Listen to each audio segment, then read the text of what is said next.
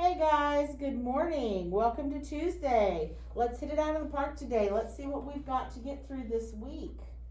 We're going to look at our weekly agenda. We are on a Tuesday, and you should have already completed your question of the day. You're watching your teacher video. You're going to have a journal to complete today. We're going to read our story, but it's not a story, it's a poem this week, our poem of the week. And do some check your understanding questions, and then we're going to read some of Journey to Joburg, and we're going to write a poem today. Our weekly objectives are much shorter. We are completing those every single day. And our essential question this week, remember, is how do you find courage in the face of fear? And we do have a video here. I hope that you watched the one from yesterday. It's one of my favorites. This guy is also very, very good. He's an excellent speaker. So don't neglect to watch those videos. Sure you watch They're videos. Really good. And I think they'll inspire you as you write your own poem. So today we're going to read a poem called Life Doesn't Frighten Me. And it's written by a very famous author, Maya Angelou. She was born in 1928 and actually only passed away a few years ago in 2014.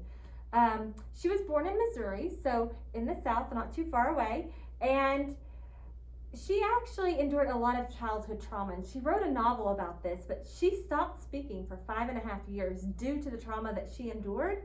But then she ended up growing up to pursue a career as a singer and an actor, later turning to writing. And her best-selling autobiography, I Know Why the Caged Bird Sings, is a little bit higher level for you guys, but when you get older, check it out. It's really great.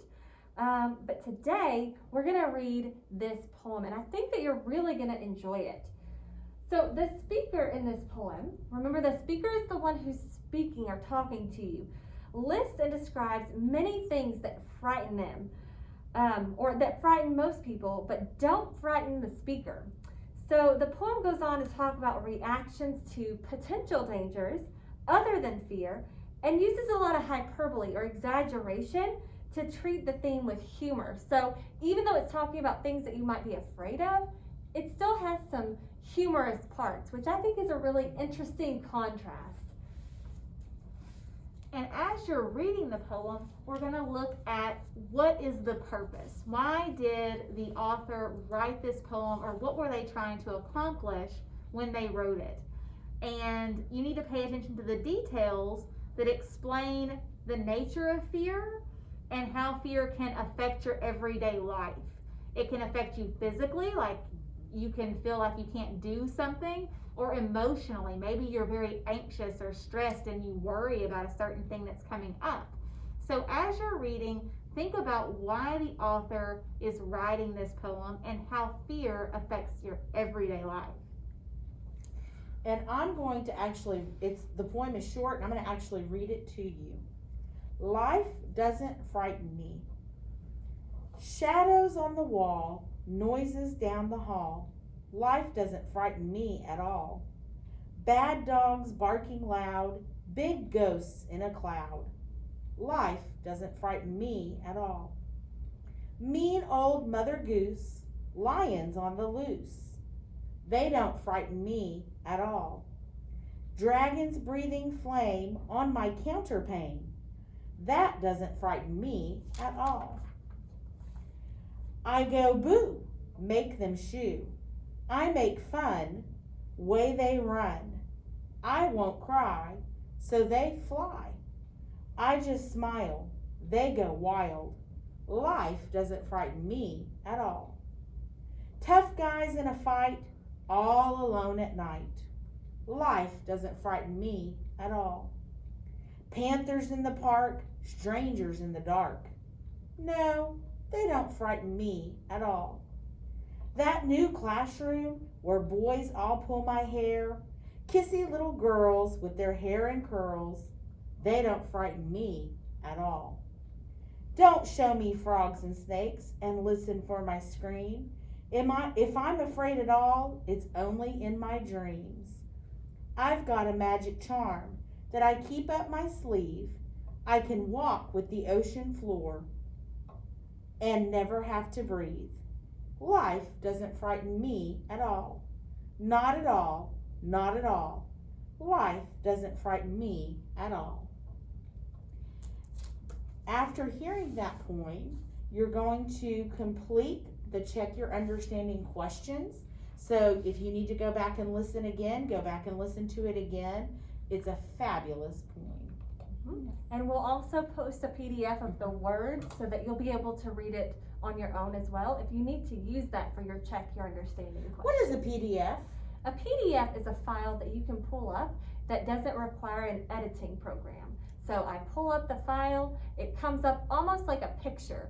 So it's really easy for my phone or my tablet or my Chromebook to pull up, and I don't have to have any other software to be able to access It's that. not going to be on the slideshow. When you click today, it will be there with the slideshow. Yep. Not on it, but But with it, next to it. Because I know some of you are having trouble finding those things.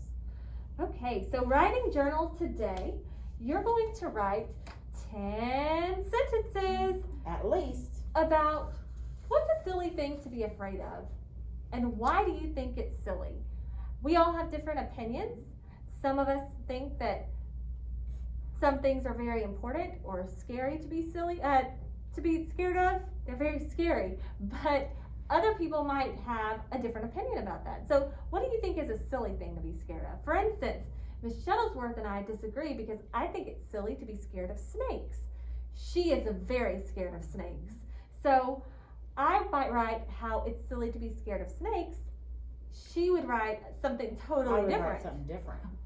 I would write that it's silly to be scared of wasps. Because I'm not scared of wasps. I just But I am. kill them. I am. But she's scared of wasps. So everybody You're has scared of something wasps. different. We all have different opinions. So I'm curious to read what you have to say about this today. And also today you are going to start writing your own poem, and you have the little slide that before that kind of goes over what we talked about yesterday about how to choose your audience and all of that. And today you're going to begin working on your own poem. So make sure that you've chosen your genre. So a lyric poem, a free verse poem that doesn't rhyme, a narrative poem that tells a story. It doesn't have to rhyme, it can. Okay, so don't get boxed in thinking you have to have every line rhyme if you don't want to. Choose your topic. Make sure you choose your topic before you start writing, because that's going to make it a lot easier to write if you know what you're writing about. It must be at least 10 lines long. Now, a line is not the same thing as a sentence. Okay? So, right here, if we look at these bullet points, that is 1, 2, 3, 4, 5 lines. Now, a line is not the same thing as a sentence. It doesn't have to have a period at the end of it, okay? So 10 lines, and you're going to present this to the class on Thursday or Friday. So for our virtual friends, you're going to present this using Flipgrid, and for our in-person kids, you're going to present it to the class in person. But you are going to be presenting this poem, so you have a couple of days to really work on it and get your words exactly how you'd like them to be, and edit that poem and ask questions if you're confused about anything.